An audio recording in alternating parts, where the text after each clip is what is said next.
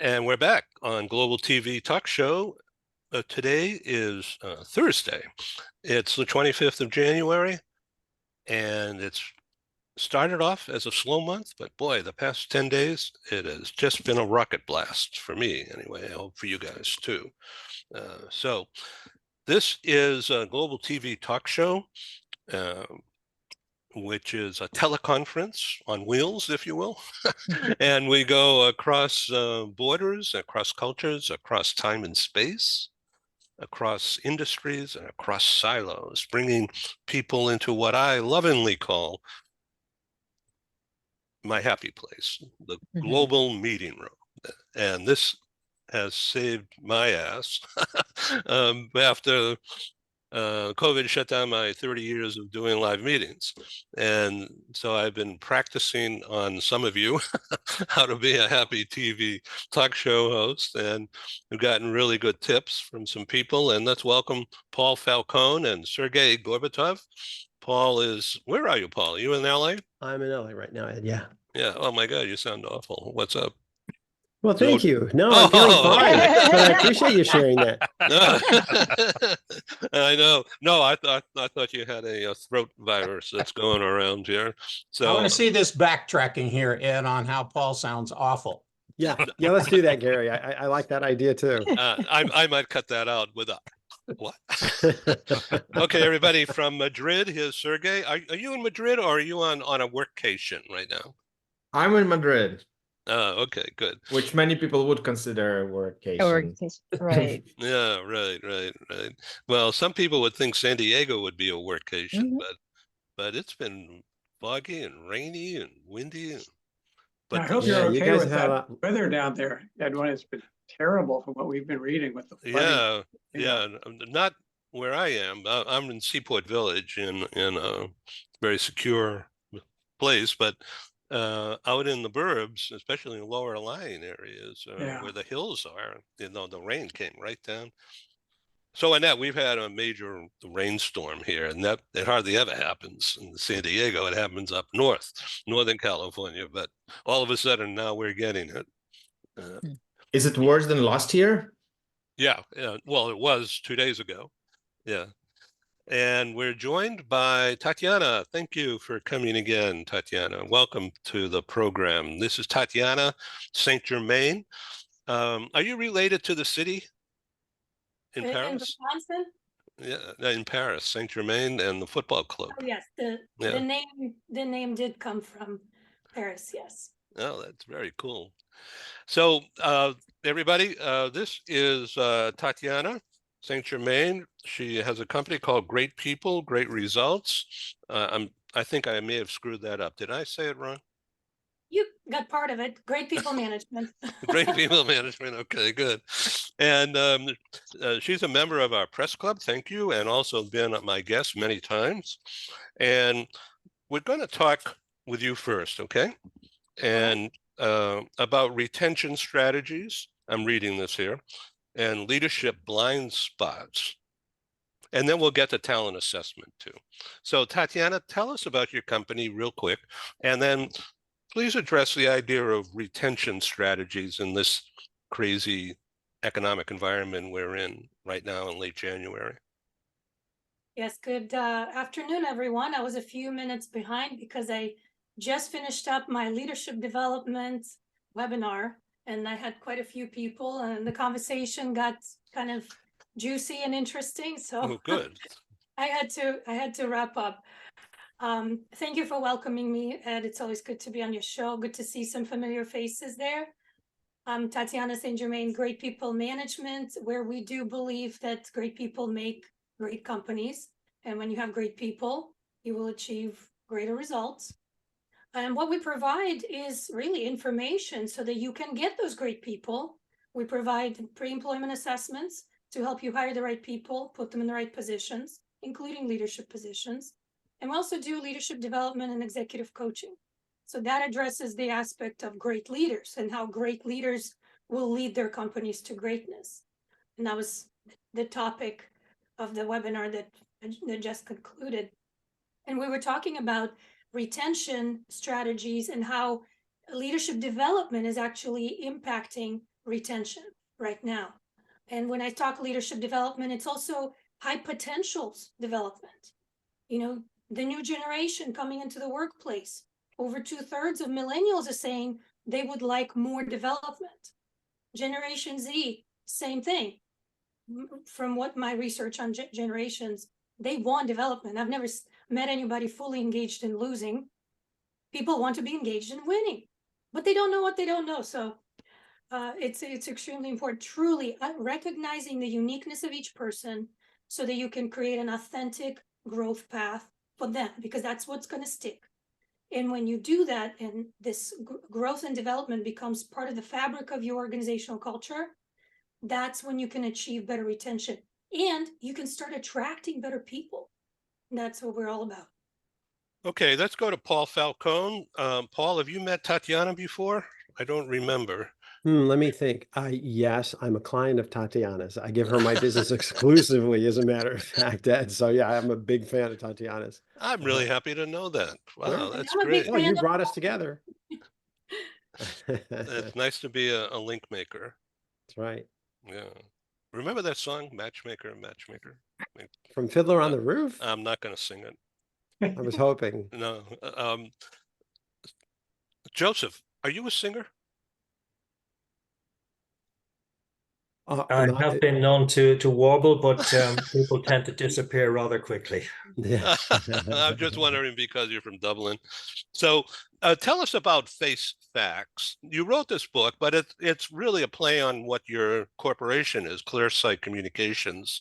And your consultancy is based on helping people not get screwed up by false impressions and by looking at faces like, here I am, you know. And what do you see, using me as your guinea pig here? I'm sure you see a guy who's got a suntan, not from yesterday or the day before, but we're in Cabo in 85-degree temp, and it was wonderful. And that's where the suntan is from. And so, but when you see people like John Verico hiding behind a beard and glasses, what do you see? I mean, I have to tell you that John worked for a long time in a very senior position in the U.S. Department of Homeland Security. So I've been vetted. But what do you see when you look at John, for instance, just off the cuff? Well, John and I actually know each other pretty well at this point. We've had numerous conversations over the last couple of years. Wow. So with no secrets there. But any given face will reveal a lot of information. I work primarily with a 3,000-year-old Chinese tradition, which has been used over, literally over the documentation goes back over 3,000 years. And the understanding is that our static facial features reveal a huge amount of information about character, personality, behavior style, how people communicate, both in terms of how they receive and process information, as well as how they then communicate externally, stress triggers and responses, genetic influences. I learned it as a diagnostic tool initially, as one of the diagnostic tools used in traditional Chinese medicine. But I also work with a lot of other things, body language. I've done a lot of online training with former FBI trainers. So I've worked a lot I've studied a lot around interrogation, negotiation, elicitation. So I combine a lot of different strategies and techniques together, because just looking at static facial features gives a lot of information, but I always want to look deeper and make sure I have a very clear understanding of who I'm dealing with and why and what they're about. And then, of course, what the client needs. Okay, we're going to go around everybody, back and forth, in and out. So I want to now introduce Barry Coleman, who's also in LA, has an entertainment industry background as well as foreign service. But today we're going to focus in on a related topic to what we just started talking about. And I'm going to read this: emotion, attention detection, and how AI fits all that in. So I'm having trouble saying it, never mind imagining what you do. So please, this is Barry Coleman.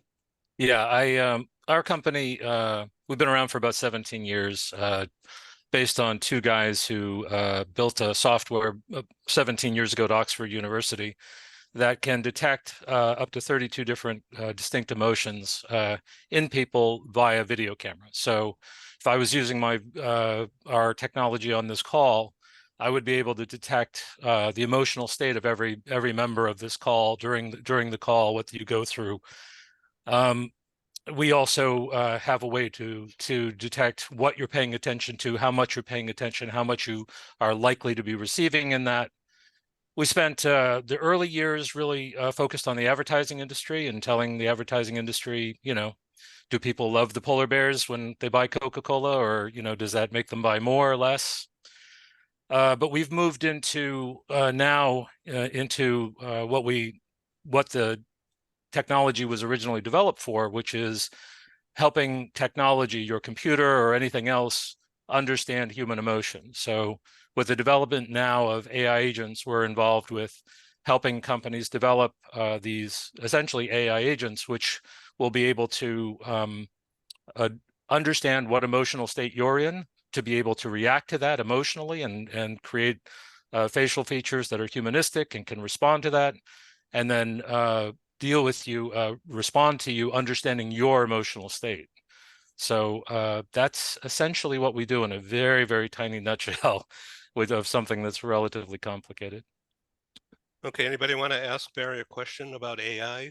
Yeah, Barry, a fourth grade example of that. What can you give me as an example so this farm boy from Idaho can understand? Okay, so well, like I said, the easiest way from the advertising business that we still run, that's still a large part of our business. The idea again is you have someone view an ad. We get statistical relevance. We'll have anywhere from 500 to 1,000 people view that ad, and we can tell, as long as we have the right spread of people, what the likelihood of people buying that product is. What their emotional connection is to it. Do they pay attention to the ad? And we give them diagnostics that allow them to tweak the ad to make it more powerful. On the other side, like I said, what we have moved into, which was always the long-term plan of the company, is more is something as simple as Siri. When you have Siri on your phone and you ask Siri, what just like I asked this morning, when is the FedEx office open? Instead of it pulling up data and then showing it to you, there will be a person's face there that you have selected. That person will speak to you and ask you exactly, what do you want this? What else can I do? It will interface with you as sort of a virtual assistant, and we're helping to develop that technology's ability to interact with you, not just transactionally, but emotionally, from an emotional perspective. So we can recreate emotion expressions in these faces, and we can also help them understand what your emotional state is. So when it talks to you, if you're confused, it would say something like, I see you're confused. Would you like me to explain other resources or take you to somewhere else so that you can understand this better? That would be an example. I have a question. Yes, Tatyana. Stoic faces. Yeah, actually, it's funny because yeah, we do a lot of business internationally. We're probably the best. We have more than 1 billion impressions in our data lake, which includes almost all countries in the world. We do a tremendous amount of business in Japan, and in Japan, we understand that in the Japanese culture, emotions are essentially a factor of 10 times more muted than Western faces. And so we have to actually ratchet up the sensitivity on our technology to be able to get that finesse into stoic faces like you're talking about. And we also, when it comes to the AI agents, in developing this technology, we're developing it not just in a way that will give a single set of emotions, but we also study introverted people and stoic people so that the technology can be adjusted to have an AI agent who's a stoic, or an AI agent who's extremely expressive and perhaps more like an Italian and waves its hands and really interacts with you that way. So that is something we do take into consideration. And we're actually running a program in LA right now where we're studying introverts and stoicism. I didn't think LA had any introverts. Barry, I'll volunteer for the Italian contingent if you need that. Just call me anytime. Hey, Barry, I do have a question though. How much of what the scanning, how much of it is it the eyes as opposed to the rest of the facial features and stuff? I mean, is the eye, does it focus primarily on the eyes just out of curiosity? It's focused mostly on what are called micro expressions. I'm sure Joseph knows what this is all about. The micro expressions of the face, that there are literally thousands, and very, very small changes in micro expressions can mean very deep things. So that's that primarily is on that. We do focus on the eye as well, but the eye is really the key to attention and confusion, and to subtler cues about emotion that that just aren't as obvious. So, you know, the eyes rolling or the eyes doing some things will give hints, but the micro expressions tell much, much more. So I want to get to John and Annette. I want to get to Sergey Gorbatov, who's an author and recently retired from AbbVie, Latin America HR leader, and is now in his own shop. He's author, as I mentioned, of a book about feedback.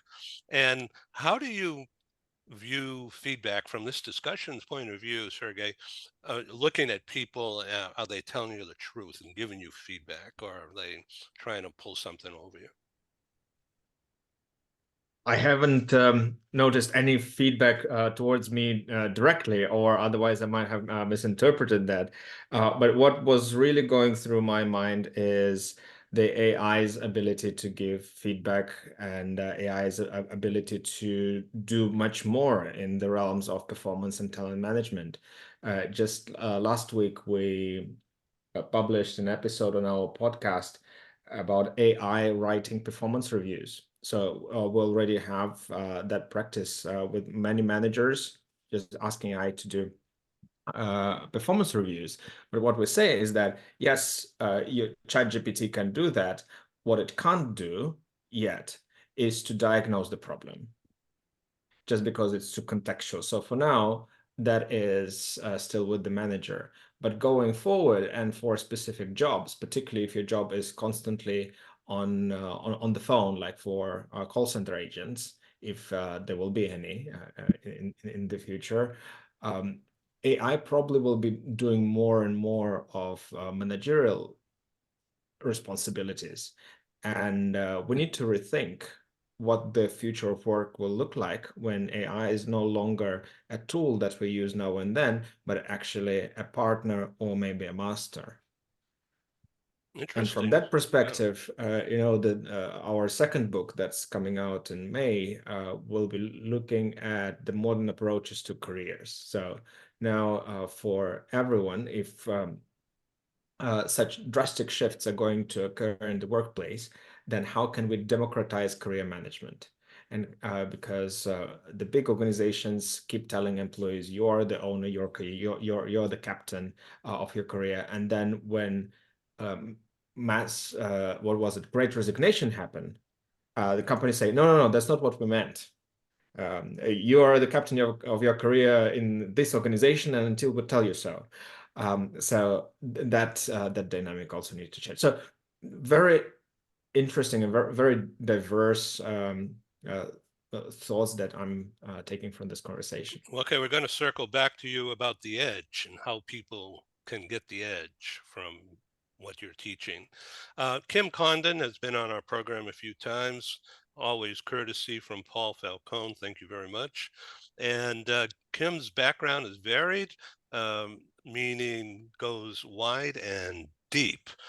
Global talent, global HR for Herbalife Nutrition, $5 billion company here in LA. And but her background also includes a stint at the Academy of Motion Picture Arts and Sciences. And so we're talking about face and facial stuff. What's your take on how that applies to the movie business? Yeah, that is a very, very heated topic, because, you know, someone's image being used that's how they get paid, right? I mean, I don't know where this is going to end up, but that's why the writer strikes, actor strikes, things like that. It's specifically over that. And honestly, and I'm not the most pro-union person in the world, but that one I totally get. It's a challenge, and be able to protect your own face. It's pretty dramatic times that we live in. Your face, yeah, it's out in the public, but it's still something that you use to make your living. So very topical, Ed, and we'll have to see where it ends up. So none of us are lawyers, I think, but Barry, maybe you want to jump into this from your experience back at Sony, but my point is that the face is a trademark then, isn't it? Yeah, actually, this is more relevant to what I do now because we actually film actors here in LA with using AI. So we are the devil in the details, and we are the we came under a lot of scrutiny during the strike because people were concerned exactly about that. And I have to agree with Kim that from our perspective, we use facial coding to create what we create. So we're not taking people's images or lifting it. We're simply using it to understand how the face moves and then being able to recreate that. But there are a lot of people out there with AI that are doing 3D scans of people, paying them a couple $1,000s and saying, we own that forever. That's an existential threat to acting as we know it. There's no question. And we absolutely stood with the union during the strike and agreed with it. It's hard to do. I mean, it's probably unusual to say from our position, but we actually agree with that, and we've strived to pay people extremely fairly, and like I said, be extremely explicit about the fact that we don't use their likeness. But there are lots, and what we found during the strike is there were at least 10 other AI companies in LA who were lifting people's images during the strike, and even before that. So I think that the Academy's, I mean, not the Academy, but SAG's ability to negotiate that is hyper important. I don't think there was anything more important in the strike than to get that. I think largely they got that. I would argue that they did very poorly against the streamers, that the agreement that was finally written didn't actually address the one critical issue that they needed to address, which is also an existential problem because it has to do with residual revenue, and that's what most actors live on. Then that's the threat for right now. AI is the threat for the future. So I think the agreement they have for AI is a good beginning. It's a good start. It's not complete because we don't know where it's going to go. We don't know how quickly movie companies are going to go to using all AI actors. But today that you're not getting the streaming revenue or the residual revenue that you weren't getting before. So that's the money in the pocket thing that I think they missed. But like I said, from an AI perspective, absolutely the right thing to do to focus on making sure that they have their rights and that if your image is used, you get paid. And by the way, there's an upside to it. I'm sorry, I don't want to go on. There is an upside to this, and that is the upside is imagine that you're an actor and you're in your mid-20s, and let's face it, we're the way society works, we're never going to look better than we are when we're about 25 years old. But imagine freezing yourself at that age and having a scan of yourself at that age and being able to do movies forever and have them use your image and pay you for your image, even if it's not you.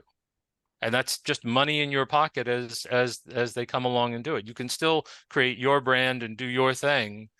But if it's done right, AI could actually be extra money in the pocket for actors that might not get it otherwise for a much longer period of time. So then I could keep my tan that I have right now on the screen. Yeah. That's correct. You could have the tan forever. You'd be the and you won't damage your skin, and you'll have the tan without damaging your skin. No, I use 100 block. Neutrogena. But Barry, I mean, it really goes back to the same thing as what you were saying with the streaming. And it is unfortunate on the streaming piece. I think they fought a good fight, and again, it's weird for us to be on that side of the fence, but in this one we are. as long as the residuals are in place from the image standpoint, then you're right. I mean, it could increase their livelihood, and also from a worldwide distribution standpoint and all of that. So that's very interesting, and good point. Got to So go I'd like to have some Dr. positive, yeah. Yeah, I got to go to Dr. Natalie. Welcome in to this discussion. Dr. Natalie, PhD, is an expert at providing transformational guidance for women and others. Welcome. Thank you. Thank you. I love this conversation because I'm a historian by trade as well. And so I hear there's a lot of worry about AI. And there are two things that I always wonder about. Isn't it just an evolution of what we have seen a few years ago? I'm thinking Photoshop. You know, that prime example where we have a pizza and we turn it into a beautiful young lady in a bikini. And the same, you know, with the voices. And you know, when I say just, of course, it's an evolution, yes. But I'm also wondering about, I was in a movie theater a couple of weeks ago, and there was an advertisement. And the voices, you know, you see somebody, a politician talking, and you know they're not saying what is being said on the screen right now. You know, we used to call it just synchronizing or, you know, dubbing. And I feel like now we're saying it's AI. It's his voice, but he's saying, so what is the connection between the way we used to do it and the way it's being done now? It doesn't seem that different. It just seems a little more hype. Am I making myself clear? Okay, who wants to talk? I'll jump in and say a few things. You know, I just came from past 15 years working at the Department of Homeland Security, and we looked at a lot of these issues with deep fake and all of this stuff. As a matter of fact, I wanted to go back to some of the other folks who had talked earlier too about you know, malintent and all of that. We used various types of facial studies and other types of gross movement studies and other things to see if we can determine whether somebody had the intent to do harm. Kind of really bizarre theory of train of thought. But as technology has continued to increase, I mean, I know the government was always kind of antsy about, you know, when Photoshop came out, because you can fake photographs. And for the longest time, we were not allowed to issue any photographs that had been modified in any way, shape, or form, because, you know, you're supposed to be issuing the truth. And if you change an image, you know, it is no longer the truth. And then, you know, as things progressed, you saw movies like Forrest Gump, you know, where, you know, he's inserted with JFK and all this other stuff. And it's like, wait a minute, he obviously wasn't there, but we now have the technology to recreate historic scenes and put people in. And we're doing it for entertainment purposes, and that's one thing. But when people start doing it for other reasons and to forward political agendas and other kinds of things, then we're starting to get into a real ethical concern. And now voiceover artists are starting to feel the crimp here too, because their voices can be completely mimicked. And then you get the criminal element who's taking people's voices that you know, they call on a scam call, and you're talking and you're trying to get off the call. Well, they now have recorded your intonations. They can recreate your voice and call your grandmother and say, hey, I'm in trouble, you know, and I need cash. And, you know, grandma's like rushing out to Western Union to send off some cash. So there are so many sides of this thing that is, you know, I'll be honest, it's got me a little nervous. There are some great potential uses for this technology. And at the same time, there are so many areas that we need to be concerned about. And I think it could impact a lot of people's careers in a lot of different ways. I don't know if certain career types are going to go away. I think the performance industry is really terrified here because this is where, like it's been brought up, this is people's livelihoods. This is their, their bread and butter. And it may be great. There may be companies now that are sitting go, sure, we'll pay you residuals for using your image in the future. But at some point, somebody's going to put clauses in these contracts and say, 4 or 5 years. And then after that, it's ours. Yeah. Okay, and I need to move on. This is Annette in Germany, and then we're going to go to Ken Lloyd in LA and Annalisa in England.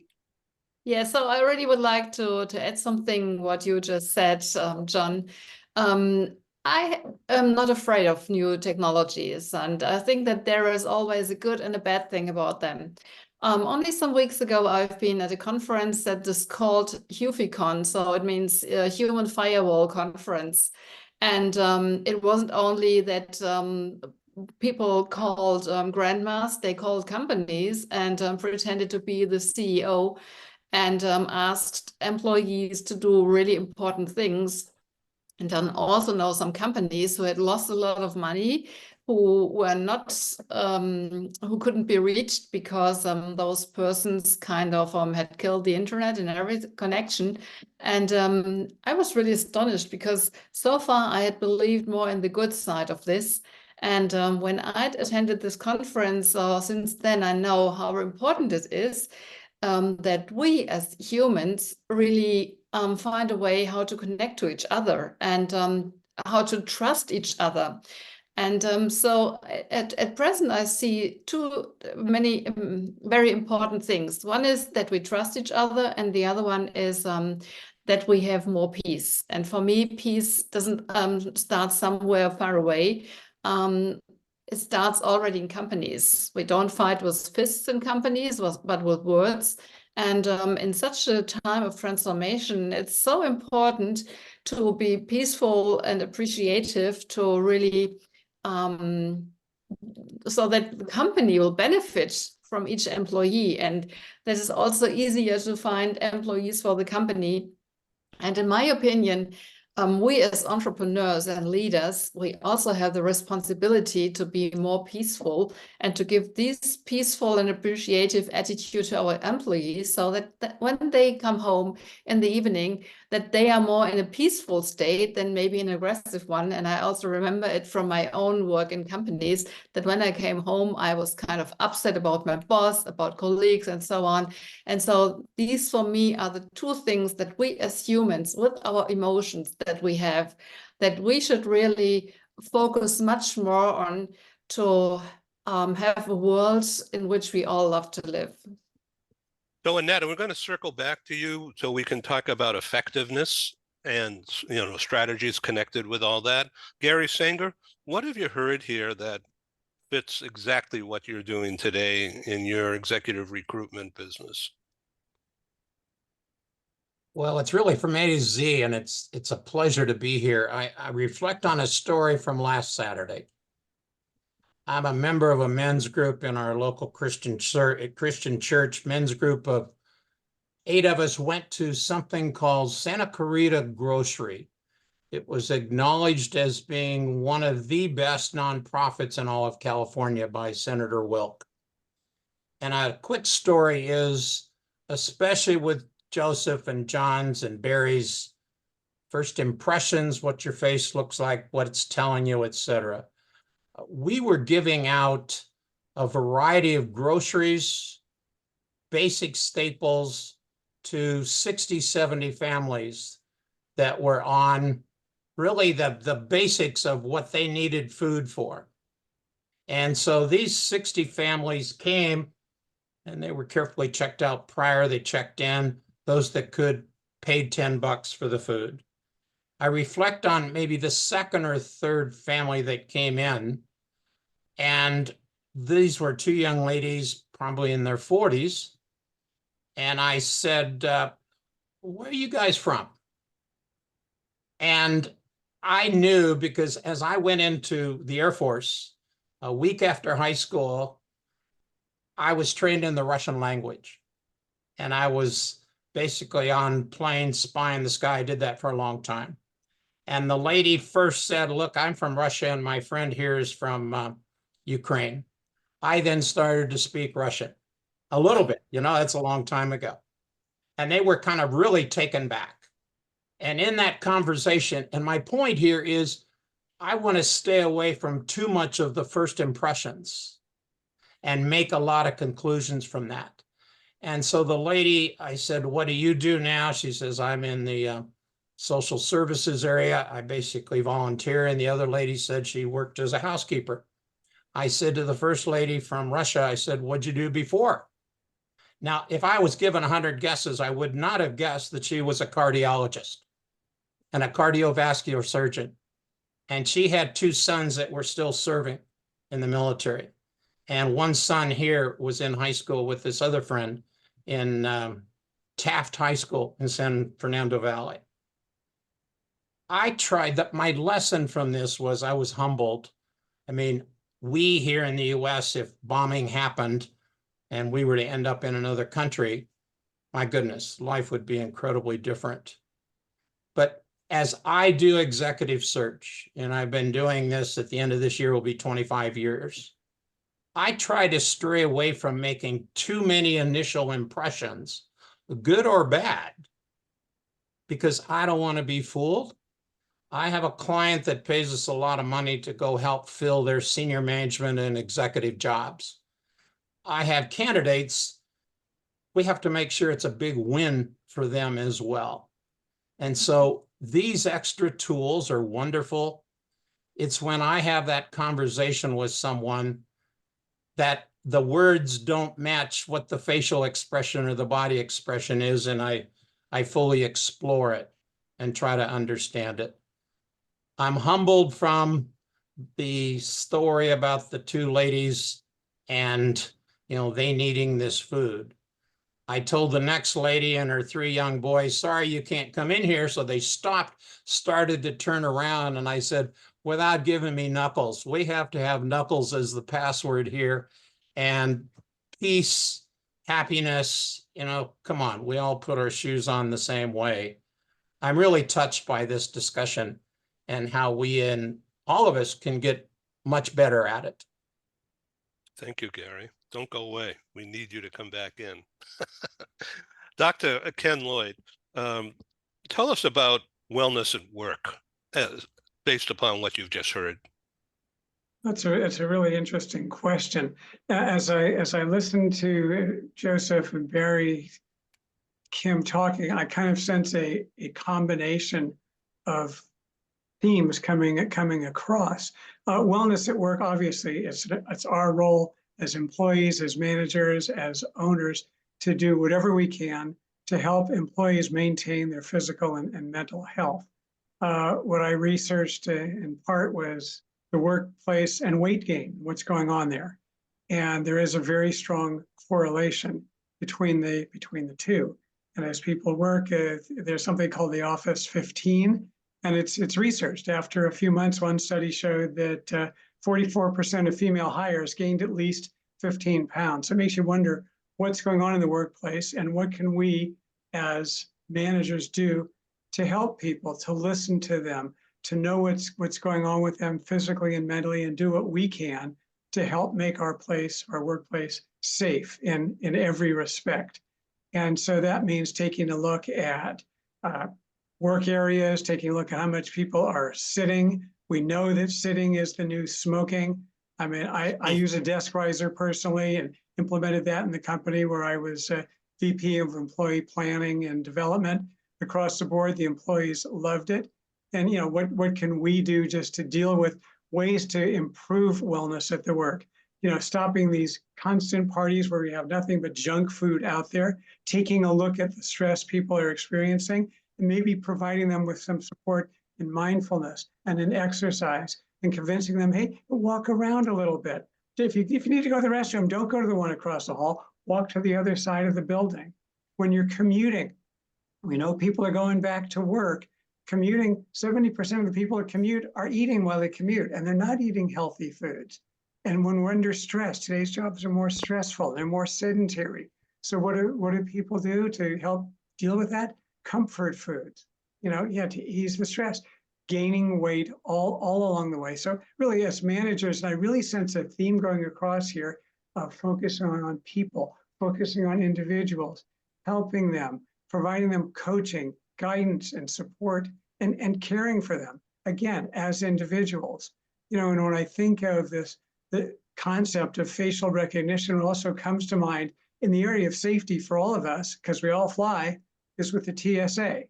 And I know the TSA employees have gotten some facial recognition training. And I think that is so important, as certainly as Joseph was saying, it's scientific, it's real, there are things that can be done. And frankly, you know, I'm thinking, you know, TSA and what Barry said, and what certainly what Joseph said and what Kim said. All right, there was just a recent situation where a person in the Screen Actors Guild was getting on a plane, and he was stopped because he hadn't declared, I think it was a $20,000 or $30,000 wristwatch, a famous actor.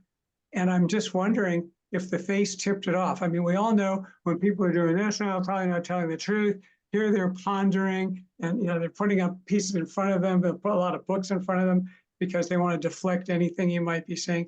But there's so much more to the science of it that talk about making the workplace safe, making it safer for people who get on airplanes, assuming the doors are bolted on properly, but that's a separate topic. Anyhow, So- big picture, that's really it. Yeah. So you wrote a book, is it, about jerks at work? Oh, yeah, it's my autobiography. Not really.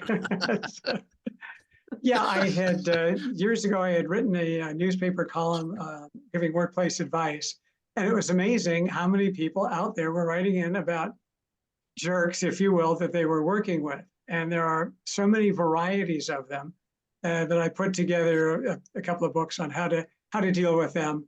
Whether it's the nonstop talker, which I don't want to be right now, so I have to keep this short, or the abuser, the harasser, you know, the bully, all of those, and they're still out there, and they even can do it virtually, which is rather remarkable. But again, keeping the workplace safe, making sure that jerk-like behavior is identified, it's investigated, and proper steps are taken to deal with it, to keep the place fair and frankly safe for everybody. So Annette, I know that we've had a lot of discussions, and I'm very excited for you and your new venture. If you care to talk about that at all now, go right ahead. But what about being effective with teams? And do you mean teams remote or all in the same place? Oh, there's a difference if it's remote or if it's in person. So I really agree what you said, Ken, that it's so important to really take care of the people. And so also for teams, it starts with, let's say, a good environment with a positive atmosphere. And what you just said, it's also possible to, for example, have a team meeting being out in nature, or even have, let's say, some team exercise, something for team development, to be in nature and to try out other things. To really be effective, it's so important to appreciate the other person. So, and everything starts with myself. So when I look in the mirror, and if I'm going to blame myself, or I don't know what, I criticize myself, then it's probable that I will criticize other people as well. But when I'm kind of content with me and myself, and when I know that each of us and everybody else is just a wonderful person, then it's much easier to have a good team atmosphere. And with such an atmosphere, it's like, you know, good sports teams. And when good sports teams really have a good connection to each other, or you can also take an orchestra, if they really listen to what the other person is playing or is saying, then that's really how teams are going to be effective. The most time in teams is lost with arguing and with questions like whose fault is it that we didn't perform, who started the quarrel, and who's right and who's wrong. And if we would leave out these times, I'm convinced that teams will be more effective, at least 30–50%, something like this. And they will be not more effective, they will be happier. And this is kind of a positive spiral upwards, because happiness contributes to more effectiveness and to more joy and to more motivation and yeah, to be really kind of in the flow with the whole team. Okay, so I'm going to stand up. I think everybody should stand up for a minute on this medical thing. And let's go to Dr. Natalie for a second, then Gary Sanger, and maybe two of you can discuss the mental aspects of preparation for a hiring interview. Oh, okay. Okay. Interesting turn of events. Yes. Before that, I want to also mention emotional quotient, because we rely so much on the IQ. And I think, you know, as Dr. Lloyd was pointing out, as Annette was pointing out, and as we're talking, we need to have a combination. And so if we're talking about how to manage people, you know, I want to lead people, I think it's better than managing them. And we need to create that atmosphere of trust, right? And that trust and that authenticity actually already starts in the interview process. I know one company a little more in depth, and they have started to see about using VR in their hiring processes. And just last week, I asked the overall HR manager, I said, you know, how is that going? And the response was, yeah, well, we're not using it for everyone because we still need to make sure that on the emotional level, that person will actually fit with the team. And I think that's really crucial. And I think that's also what, you know, what Joseph mentioned earlier, what Barry mentioned, and Tatyana and others. It's like, it's a combination. It's what can I tell from looking at you? What can I tell from the way that you're using your hands? Are you paying attention or not? And then there's the other piece. What does your voice do? How do you answer the question? And are you honest? And that you can't see that right at the start. You know, you got to ask a few questions to get there.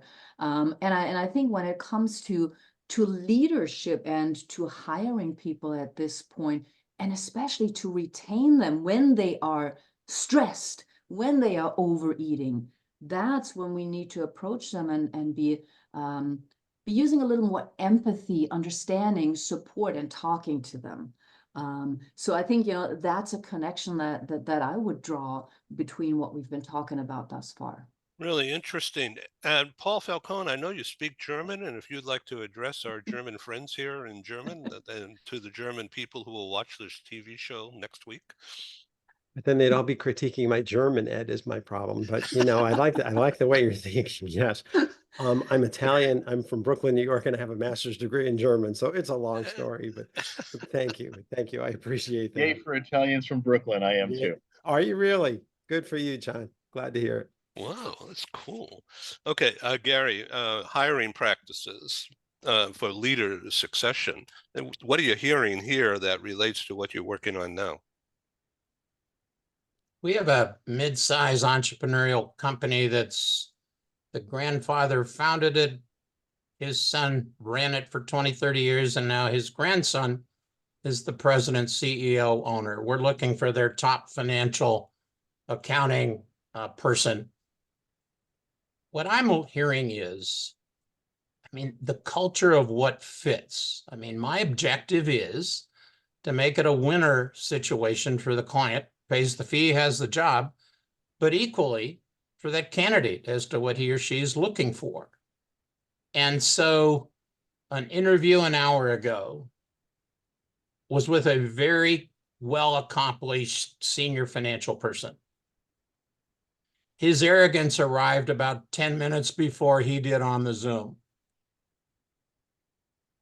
And exactly, John, shake your head and say, well, and then, you know, play games with what's right for me. And I'm not going to tell you anything about my compensation. And I don't want to reveal that about what's not working now. I think the simplicity of where you fit, are you hands-on enough? I mean, this company is in the 50 million range today. They were 30 million 2 years ago, pre-acquisition. They'll be 80 to 100 million here and in 3 to 4 years. So are you the kind of person that can really get your hands dirty with all the accounting, cost, supply chain stuff. Kim, you would know lots about all of that.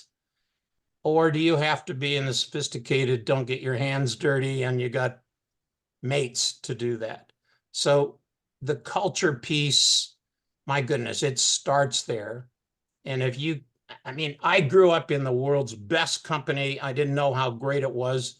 This was American Hospital Supply Corporation and Foster McGaw. Those of you that have any familiarity with Northwestern University and McGaw Hall, you know, he gave tens of millions of dollars for that. His very simple thing was, way back when, if you don't think this guy or gal is somebody that you can bring home to supper, don't hire him.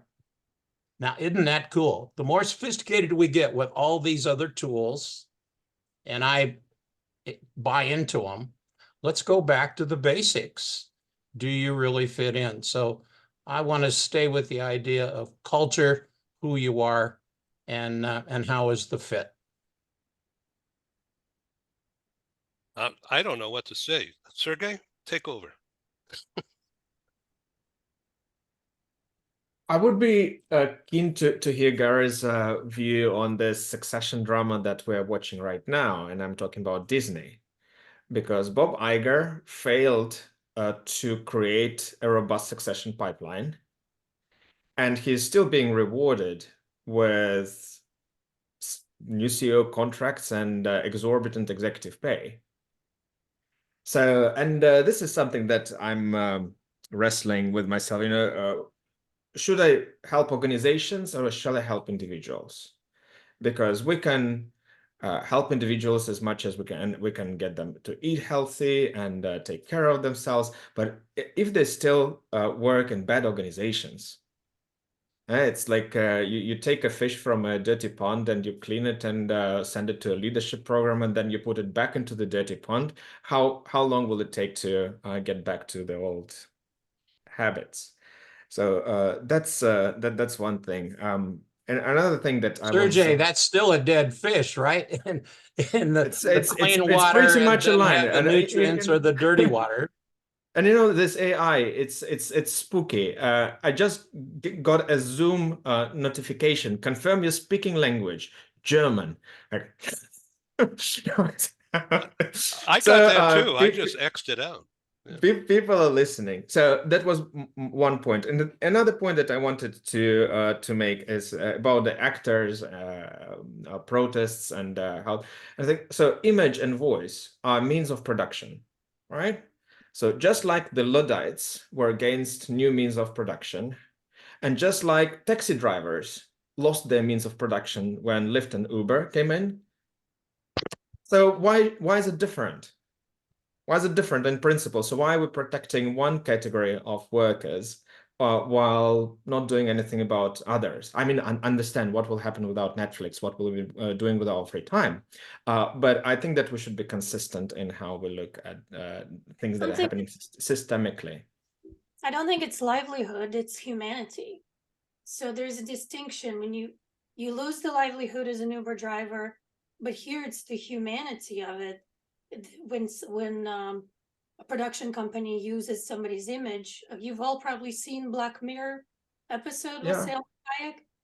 You know, that's a good example of what could happen if we don't put barriers in place. And oh, totally. But I believe that in the future we won't need actors, because we'll have AI generated voices and faces that we'll fall in love with, but they'll be totally digital. So why would we need actors in the future? And that's the question that we need to be asking, you know, because we saw how bank tellers got eradicated by ATMs, gone. So they say, okay, actors, now AI will be, and we need to find, they need to find other things to do, and they have many talents. So the flaw in that, Sergey, in terms of whether actors will be replaced, is that AI actually is as brilliant as it can be and as pretty as it can be. My company is out there leading the charge to do exactly what you're talking about. But the problem is AI simply copies. It copies in an extremely sophisticated manner. It does not create. So the things that we consider to be brilliant performances are usually things where actors have turned a piece of work on its head, where they've come at it in a way that's completely innovative and completely off of what has been done before. That AI cannot do that, and that's why certain things in art and in the dramatic performances can't be completely replicated, even with the most sophisticated AI. Yeah, there's another, that's a perfect example, but there's another piece to that too, which is, okay, people are connected to actors because they're people. That's why like all the trades and all the rags and all of that are a huge, huge part of acting. And you can't do that with AI. So, that celebrityness, I don't think that's going anywhere. It just keeps on getting bigger and bigger. Exactly where I was going, Kim. You can't relate to a robot or just an image, and no matter what you can do. And so there's so much we're talking. It was brought out the fact that that kind of standing on end, that outstanding performance that really draws out a character and makes a character lovable and timeless and all that great stuff. If you look at the stuff that's being mass produced today, you're not seeing much of that anyway, because they're not given the opportunity to really put themselves into it. And people are finding only the connection to actors and actresses not by their performance, but by whatever other celebrity that goes with it, right? All the stuff that comes out about their personalities, about their home life, about the things that they do on the outside, the things that make them human. And I think we've touched on so many cool things in this conversation, and all of these are critical. And the number one thing of all of it is trust. And I'm sorry, but if you're not a real person, I don't trust you. And I've been on several calls recently, and people are pushing using AI to make your sales calls or to make your discovery calls and all of that stuff. And you can get more people scheduled and more potential coaching clients because we can automate all of this stuff. I'm sorry, when I get a robot calls me on the phone, I know it's a robot. And I don't care how human it sounds and how well they're responding to me. It's not a human connection. And without that human connection, I don't have the trust factor. And so those are so critical. There are elements here that are so important. If you want to keep people, or you want to motivate people, you want to have people, you want to retain good people, is you need to keep them motivated. They need to feel like they're making a difference. They need to feel like they matter.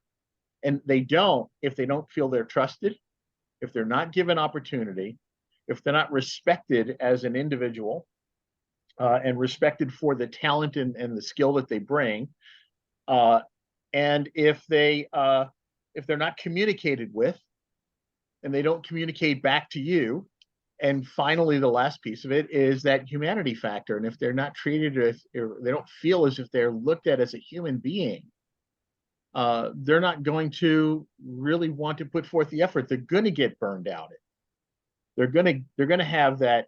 They're going to need that stress food, all that kind of stuff. And all of those things, trust, opportunity, respect, communication, and humanity. That's my acronym actually for TORCH, which is what Share Your Fire comes from. That's what I do, is I try to help people to find those things or create those things in their workplace environment and in their life in general. But without those factors, you're just going to stagnate. Thank you very much. Love to jump in there, if I may. Oh, of course. Go ahead.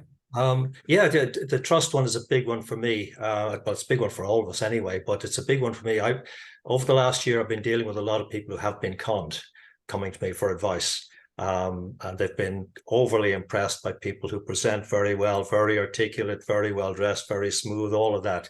And it's where, going back to something Gary was saying earlier on, falling for first impressions. And we have to look beyond. We have to look beyond.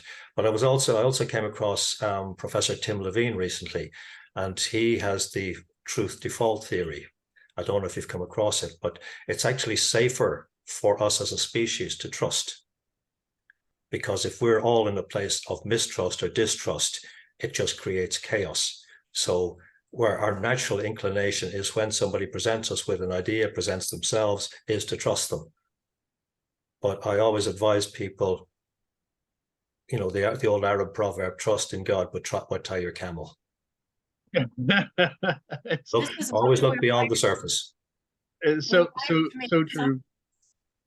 I think that you're absolutely right, Joseph, and I see your face the facts certainly applying when you're interviewing candidates for positions, because what they're saying is can be quite different from what you're seeing beneath those words. And some people can be trained and schooled and polished in presenting it, just has been said. At the same time, you're seeing them deeper than that. What's a little scary to me, and I tend to be very trustful, trying to find the best in people because there's good in everybody, but we're living in what has been called the post-truth era. And there's so much fabrication out there. I want to trust, I want to believe, and I'm being told information by seemingly credible people that I know is not the truth. And whether it's in the media, whether it's in the workplace, whether it's even in hiring, and frankly, if there are ways to get to that deeper level, such as by facing the facts, that's a remarkable gift to all of us. And it's our ability, rudimentary as it might be, to read people that has helped us kind of survive, reading people, reading situations, sensing this is not safe. I don't know why I get that feeling. That's our unconscious telling us that. Now you've brought it to a much higher level of science, which I think is very important. It even goes all the way back to keeping the workplace safe. You're less likely to bring someone in by using the approach that Joseph talked about than relying on more traditional techniques. So again, another safety factor as well. I want to turn the conversation to leadership blind spots. Tatyana, if you and Paul Falcone could have a bit of a dialogue here, of course, everyone can jump in. Tatyana?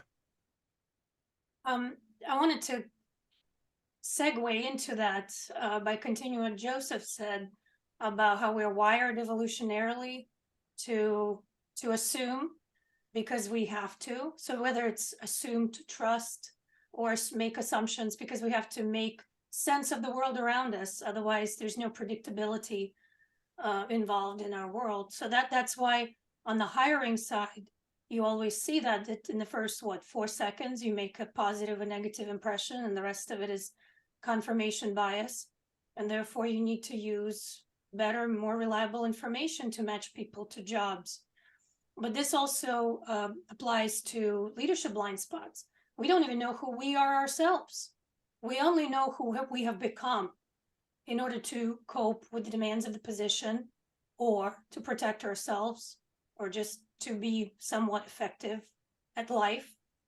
And so in my leadership development discussions, that's the one thing that we start with is the leadership DNA. What is your unique style? Who are you? We are all three people in one, who you think you are, who other people think you are, and who you really are. So my goal is to figure out who you really are, because only then you can craft a more authentic path for growth. And this is where Paul and I partner on with his coaching clients. Paul? Yeah, I was going to call you, Tatyana, because we met with someone about 3 months ago. And someone I'm coaching, I'm halfway through a 6-month assignment.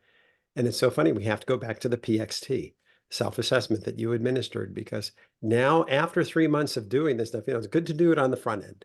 And of course, what really matters is where you are at the end of the 6-month assignment, right? Is the delta, the gap, is it fixed? Is it at least moving in the right direction? But after so much feedback, you get to the point where we've got to go back to the basics, and you can keep coming back to that tool over and over again and saying, well, wait a second, remember when we talked about this, but we were looking at it at a very superficial level 3 months ago. It was just a matter of what your interests are and what but wait, now we're seeing challenges in the workplace. Now let's dig deep.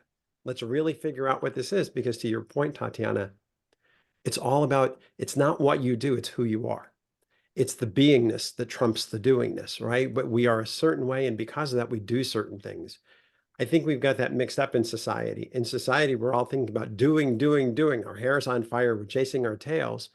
We're asking the wrong sponsoring question. It's really a matter of who you are and who do you choose to be. And the tool that you've given us is something we can kind of keep circling back on.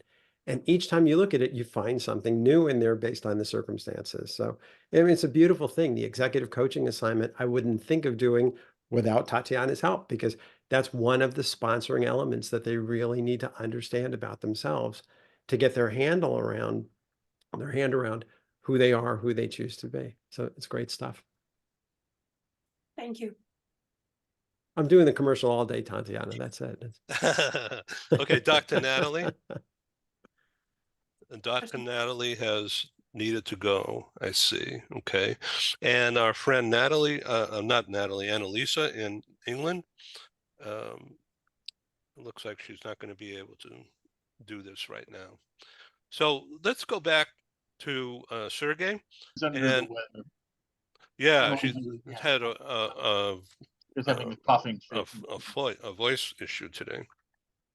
Yeah, I'm thinking about who you are, who you want to be, and what you're doing. People hire you, marry you, fire you, give you a bank loan because of what you do, not because of who you are. So, and in my coaching assignments, I work with behaviors because first I think that you need months, maybe years of psychotherapy to change who you are, but it takes a couple of iterations of you doing a new behavior to have a positive impact on those around you and on yourself. Tatyana, Paul, what do you think? Go ahead, Tatyana, you go first. What you do stems from who you are. And so what I do is different from what you do. And so when we say, how can you make coaching development stick?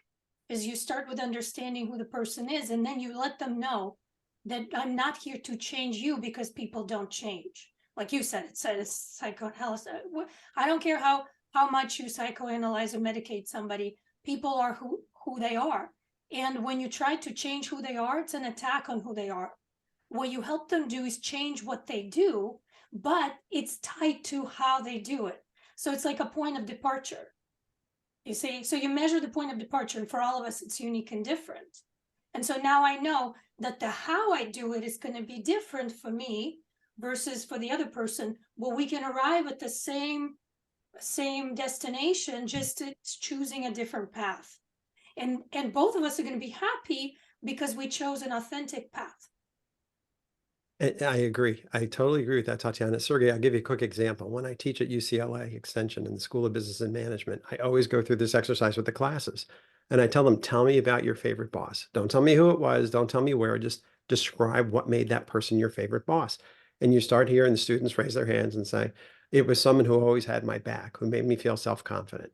Next student says, someone who had more faith in me than I had in myself. They challenged me to do things I didn't even think I was ready for. The third one talks about, oh, my boss really valued education. It's because of her that I went back and got my AA degree. Whatever it happens to be.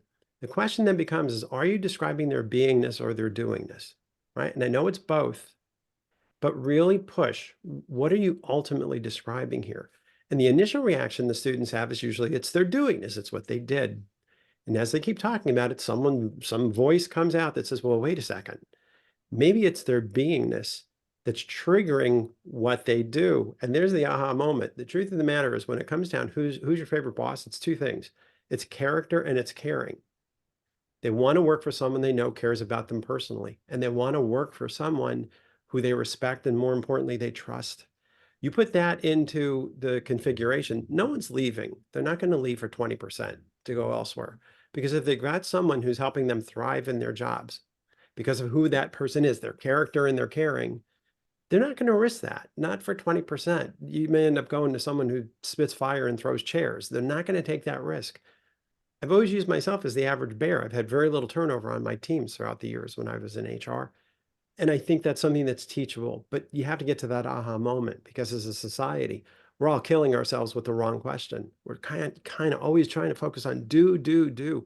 Sometimes you just need to breathe, sit back a little bit and think about that career introspection. Who am I being right now? Am I being someone else's favorite boss? Am I paying this forward? Everything else just aligns from there. So just my thought. Kim. Yeah, thank you. Because I wanted to touch on something that what Paul was talking about in terms of, favorite bosses and that kind of thing. To me, that thread was that person, that boss, was giving trust. There's always this focus on let's build trust. Like, we need people to trust us. Well, what are you doing to demonstrate as a leader that you trust the other person? And, it doesn't work out every single time, but it works out enough, and it works, and it's so expansive because it's like a magnet for good people, right? Because they do want to work exactly what Paul said. They want to work for someone who they trust, and they have they appreciate their character.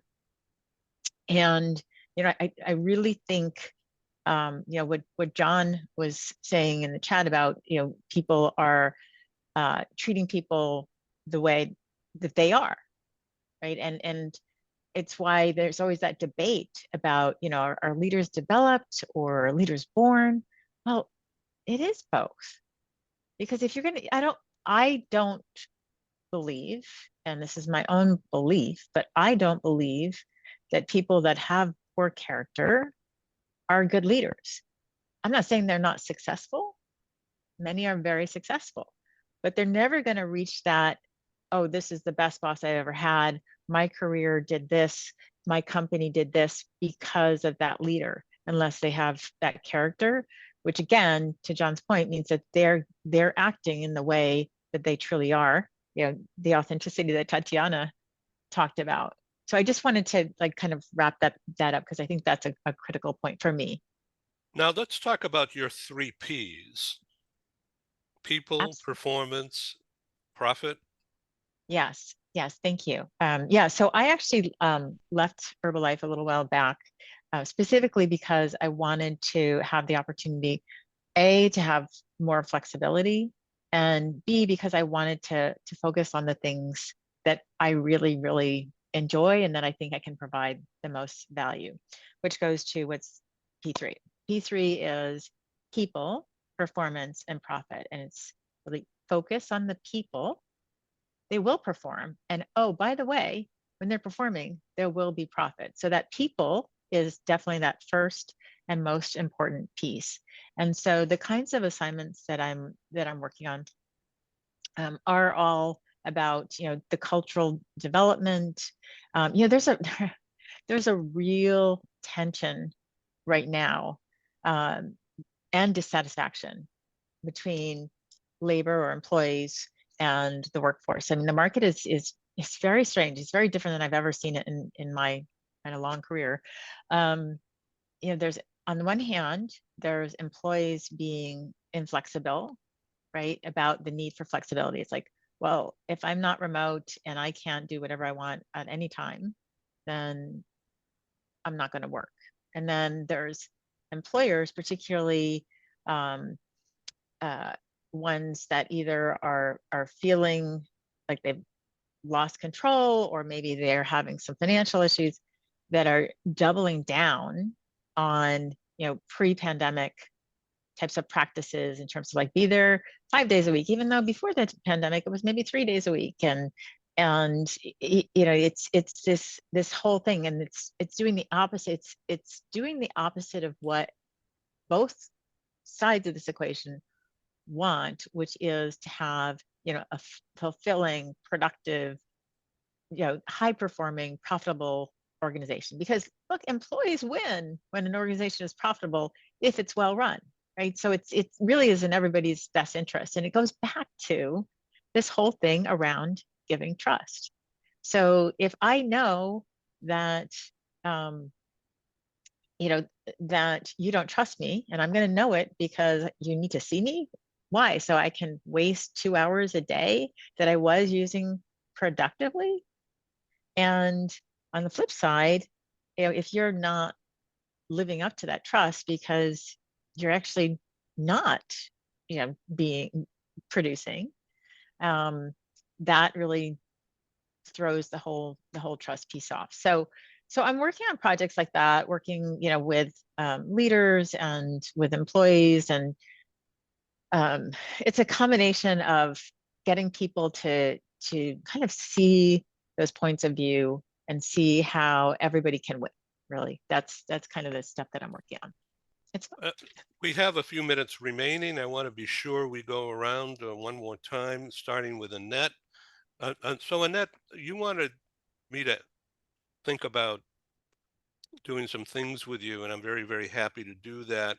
But first, talk about being effective from a German speaker's point of view.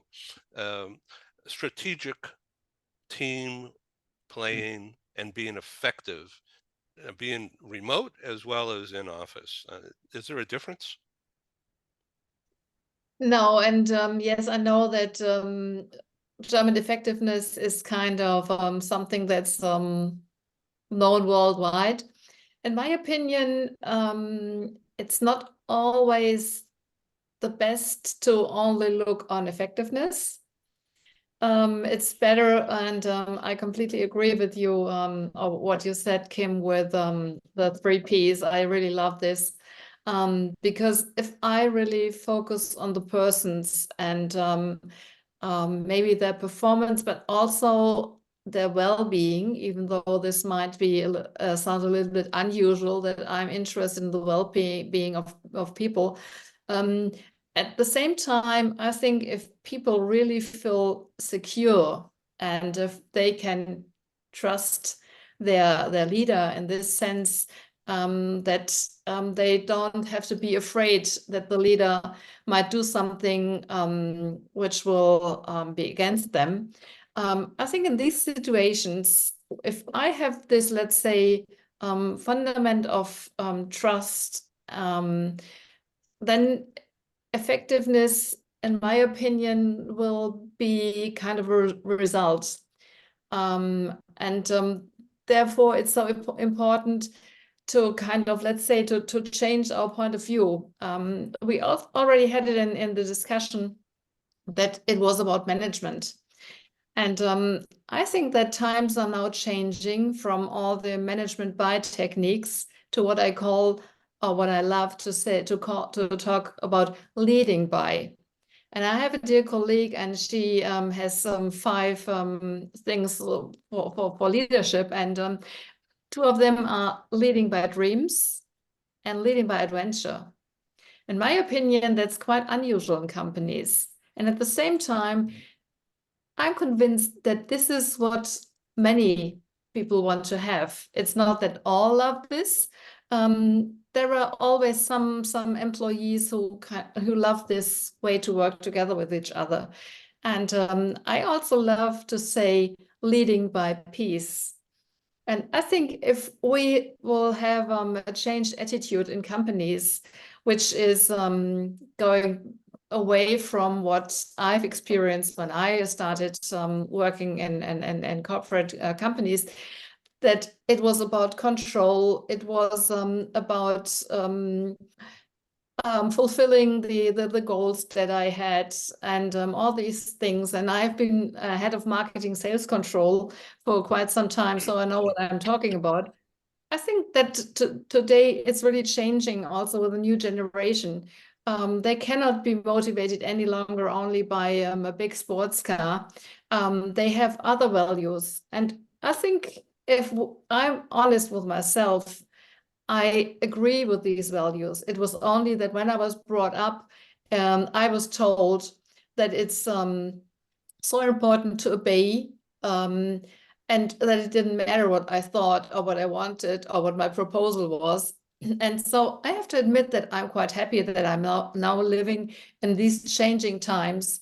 And I, as an older adult, I really would like to support younger people to really follow this vision, to have another kind of collaboration. And that's what really my talks, my speeches are about. And that's what I support companies with when I coach the people working over there. And there's another aspect that you also mentioned. You were talking about the fish.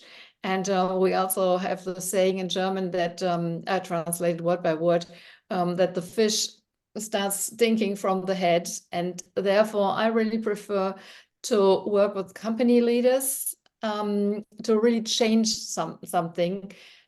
Because it has the most impact if I really start with those people who are responsible in the company. And I think that if people like us, if we come together and if we share our ideas and if there will be more of us, I'm quite sure that we can really have an impact and also can influence some companies for the not only for the better, but also to have better results and more effectiveness in the long run. Thank you, Annette. And really thank you for your time and your insight. So Gary, you said you got to take off and we're going to end this in about 10 minutes or so. So do you want to sum up about what you're going to be doing next week? Well, I don't know about next week, but I do know about this afternoon. If you think about what you have on your team, both senior management and executives, and you're really going to be candid about it, it gets, who's your worst? Who's not getting it done? You know, who's your leader? I think in terms of, I think it ought to be a perpetual strategic planning, succession planning discussion. I think that ought to happen all the time. And if I'm sitting in the corner office, this is controversial, I selectively only bring in 3 or 4 guys and gals to have that discussion. I don't want my above average or average folks being the ones that choose who gets hired. I want my top folks to see who's going to be hired. And then the senior management and executives you bring in, do they already have all their own playbook and they're going to do it their way? Many times that doesn't fit very well. But in much of what we're talking about here, are they coachable? Are they open to new ideas, new technology? And then given the general direction, let's go turn that scoreboard on and can they score? I'm a sports nut. I am an absolute sports nut. How many games would be very fun to watch without a scoreboard? Go give me that last 2 minutes of a game. And in my youth, give me the ball. Now on that, Kim, you're smiling. You get that 2-minute drill. You got a game that your company needs numbers to make that quarter, to make that year. Who do you depend on? I remember my favorite boss, and he gave me that first shot. I didn't deserve it. It was way too early in my career, but somehow or another, maybe my begging counted, but he gave me a shot at being that first HR director in a business that was going to grow from 5 million to 25 million in 1 year. He gave me that shot, and I wasn't even 30. That's my favorite boss. Wow. Have a good day. Sergey, what Gary was just talking about was an edge. And that's part of your new coaching mechanism, isn't it? Is figuring out an edge for clients.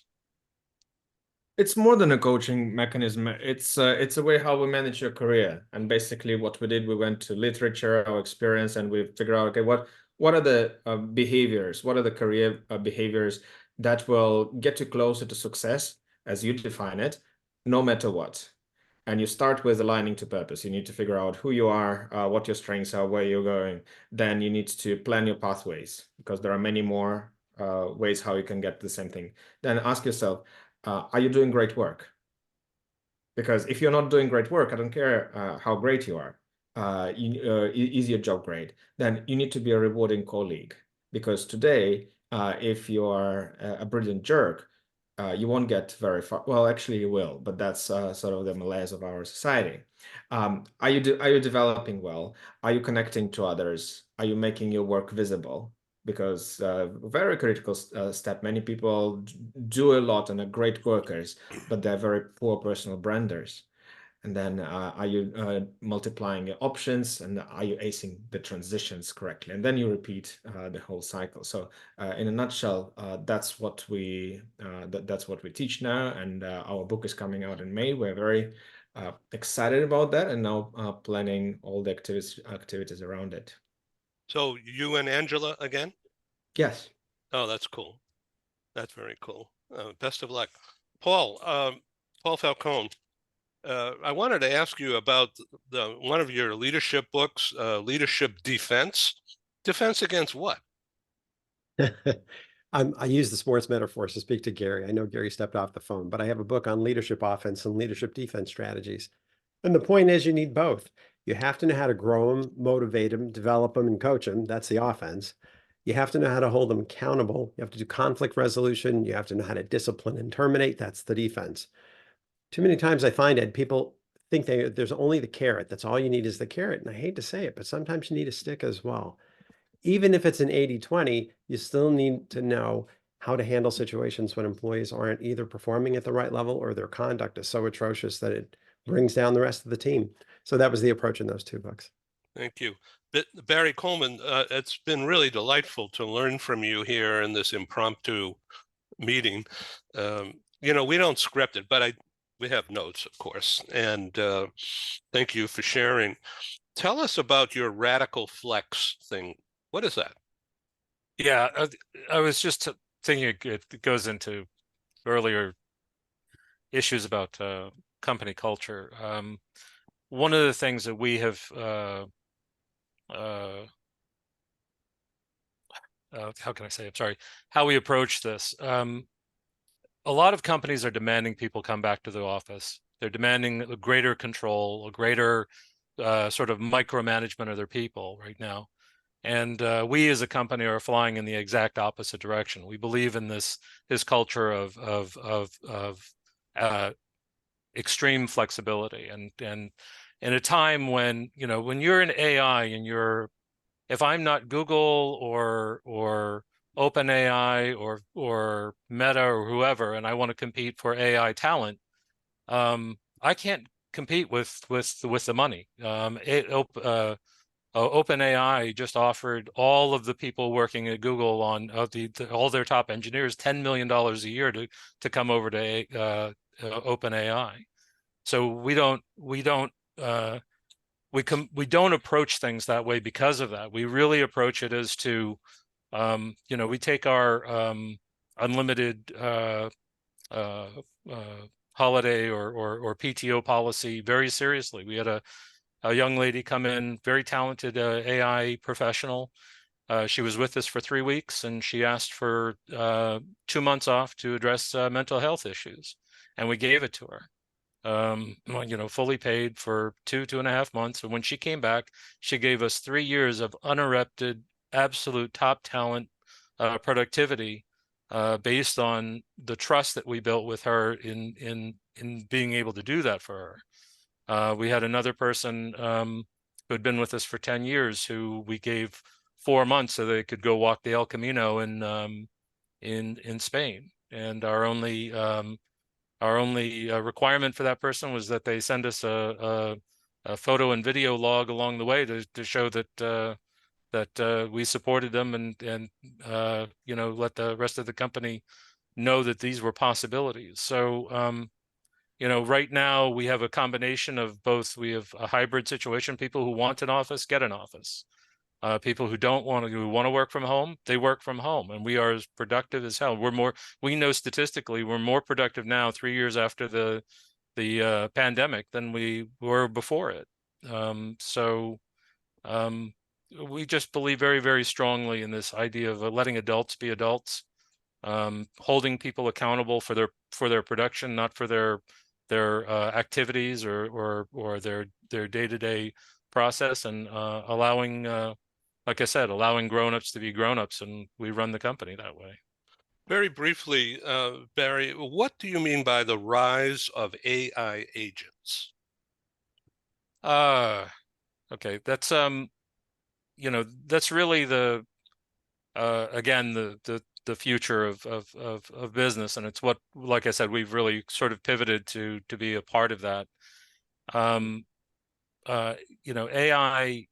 these AI personalities, whether the initial ones are the things you think about, whether it's Alexa or Siri or other ones, and there are hundreds in the works right now. So one of the things that we don't realize is that there's this giant shift in cash and investment and money into the creation of these AI agents for these online personalities who will be your personal assistant, who will do things for your company or for you personally. And that is going to fuel the next 10 to 15 years in terms of technology. Thank you so much. Joseph McGuire, I really appreciate your time doing this, and I look forward to having you on our program in Washington, D.C. next week. And John Verico also will be on our Washington, D.C. program. I'm really honored to have as my host partner a great global law firm by the name of Mayer Brown, and they're hosting us in their K Street digs. And we have as one of the keynoters, the Director of Public Policy for Samsung Electronics America. This attorney, her name is Rebecca Peters, will be there in person speaking to our audience, and on Global TV talk show, parts of that program will be videoed. So she's on the presidential team of writing the CHIPS Act. In other words, the reshoring of the semiconductor industry into, guess where, Arizona, right over there, and in other places. Mainly it's in southeast of Phoenix. Huge billions and billions of dollars being invested. Anyway, she's going to be talking about the policy, semiconductor policy, and how it's going to further influence American productivity going forward. And we'll be recording that talk and then playing it. So Joseph, we talked earlier about the illusion of fixed identities, and what we've heard here is a lot of vagaries. So as we come to a close here, I'm sorry to leave this for last, but I think it's really interesting to end with the illusion of fixed identity, the relationships of people in a digital world, and something about authentic leadership.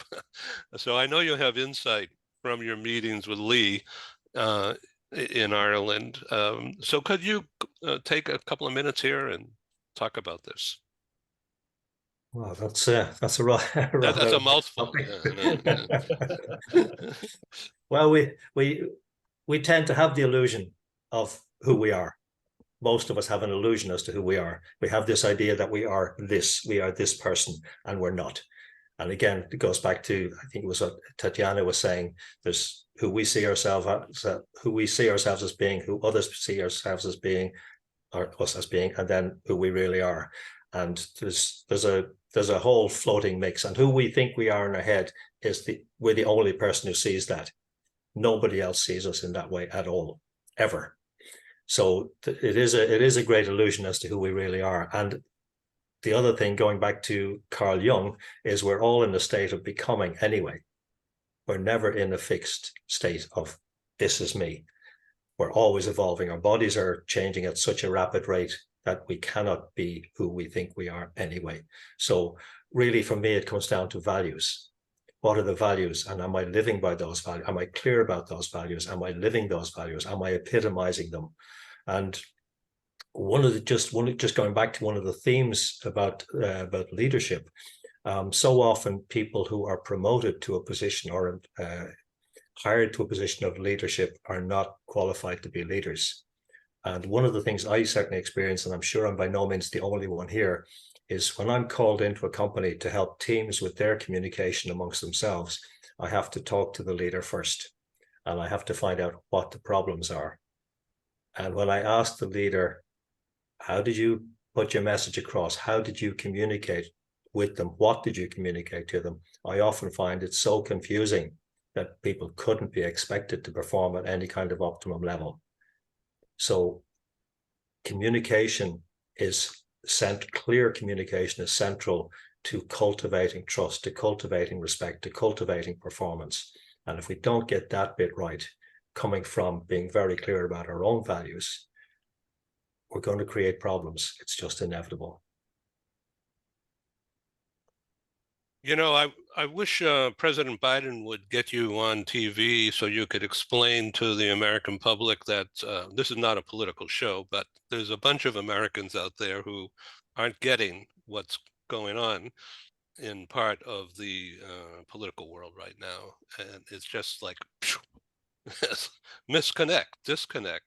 And that happens in companies all the time, right? But you, all of us on the screen right now, and people who just left, should be out. Here I am pontificating, but should be out there risking something by saying, wake up, people. We have to change what's going on for the better. And the demonstration of your words and attitudes and performance today on this impromptu talk show, I think is historic. And I think the replay of this recording, which will be starting tonight, tomorrow morning, will be worldwide, because there's a lot to learn from this. I will have a transcript. I don't know how good, it's AI, but also an audio of this. Some people want to put, the things in their ears and go out running, listening to these broadcasts. That's not my cup of tea, but I know some people like that. So I thank you all for being with me, and I welcome you to come back again. We have a number of live programs that are developing. Some of you know that for 30 years, I only did live programs, and then pandemic hit on or about March 1 of 2020, and that wiped out money as well as practice from my life. And so I learned how to be comfortable doing this. John Verico, I know that you've mastered this as well. I'm now implementing, right? Yeah, so I'm now implementing video with the live meeting, and Washington will be a big case.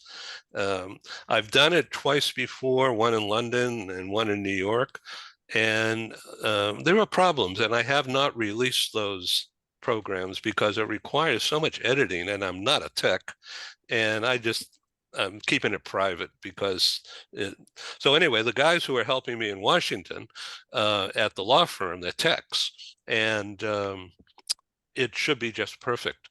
As a matter of fact, John, maybe you want to participate on Monday early.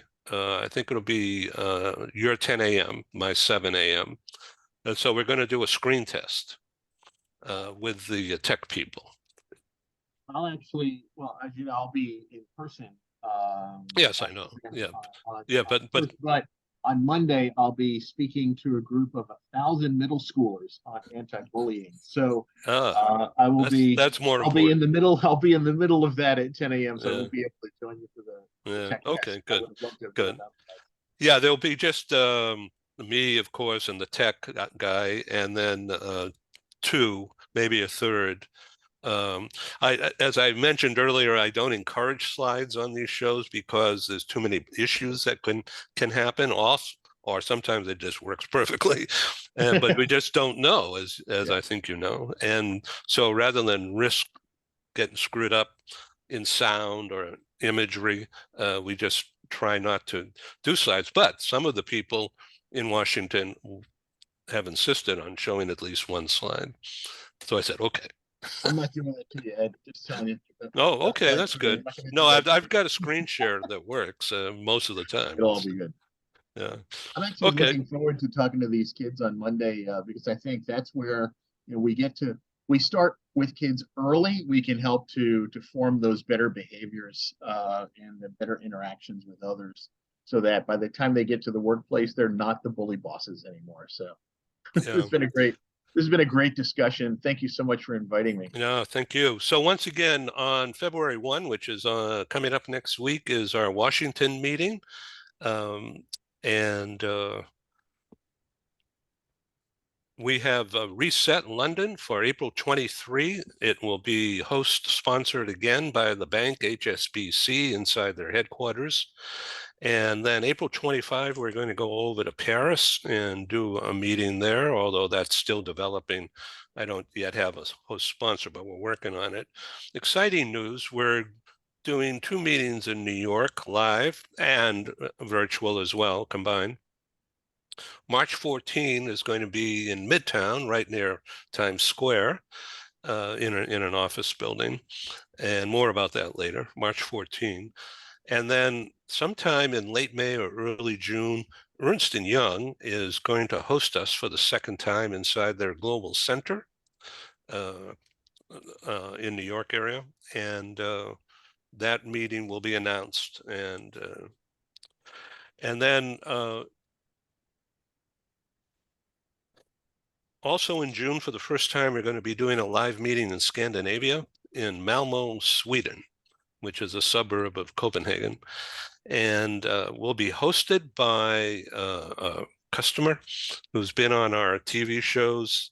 She is a senior HR leader with a very large company, a global company called Air Liquide, which is oil and gas. And they have a facility in Malmo, Sweden, and that's where our meeting is going to be held. And then from there, we're very likely going to produce this kind of a show, live plus video, in Germany. And more about that later, Annette. But also in Geneva, and perhaps one other.